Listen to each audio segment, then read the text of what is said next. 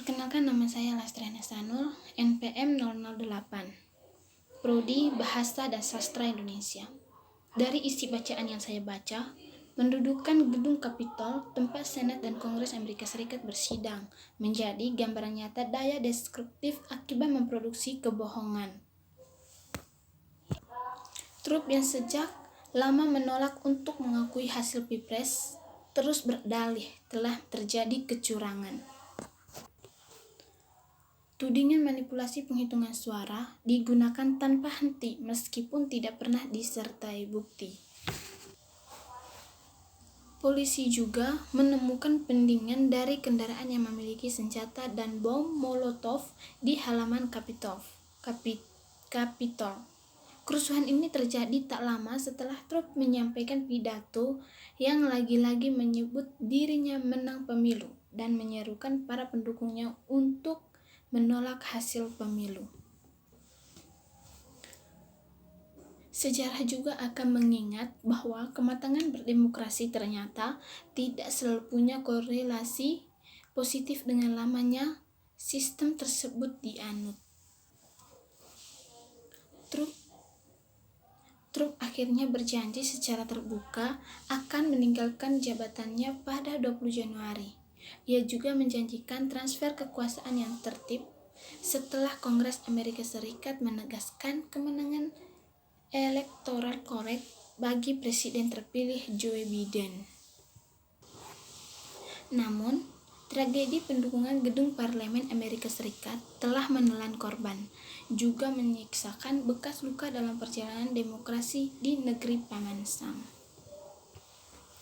Opini atau pendapat penulis harus menjadi pelajaran bagi para tokoh dan elite politik di Indonesia. Kalah dalam pertandingan memang menyakitkan, tetapi mengakui kekalahan ialah suatu kehormatan untuk menjunjung esensi demokrasi. Pemimpin mestinya menyampaikan pesan-pesan yang mengejutkan, bukan membelah persatuan, bukan pula menebar kebohongan yang mengungkit kebencian. Pemimpin itu ibarat sumur kebajikan yang tak pernah kering ditimba. Pokok-pokok masalah demokrasi dalam buruk demokrasi Amerika Serikat ialah kebencian, kebohongan dalam pemilu. Menurut saya, solusi dari masalah tersebut adalah dalam pemilihan umum atau pemilu itu tidak boleh ada kebohongan, karena pemilu itu pelaksanaan kedaulatan rakyat yang dilaksanakan secara langsung, umum, bebas, rahasia, jujur, dan adil. Ini harus dilakukan dengan tidak adanya kebohongan dan kecurangan dalam pemilihan umum. Solusi dari masalah ini menurut saya adalah pemimpin mestinya menyampaikan pesan-pesan yang menyejukkan, bukan membelah persatuan, bukan pula menebar kebohongan yang mengungkit kebencian, atau juga di dalam pemilihan umum tidak boleh ada kecurangan. Penilaian terhadap kedalaman puisi dalam menganalisis masalah.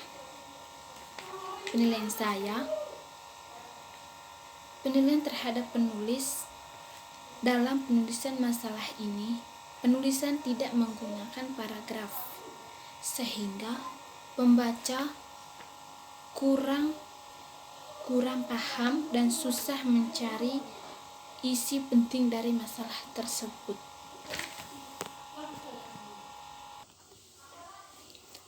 Fakta dari masalah ini adalah pendudukan gedung Kapitol, tempat Senat dan Kongres Amerika Serikat bersidang, menjadi gambaran nyata daya destruktif akibat memproduksi kebohongan atau kecurangan dalam pemilu.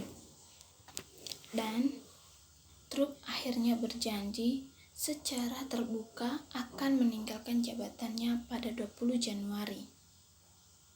Ia juga berjanjikan transfer kekuasaan yang tertib setelah Kongres Amerika Serikat menegaskan kemenangan electoral college bagi presiden terpilih di Joe Biden.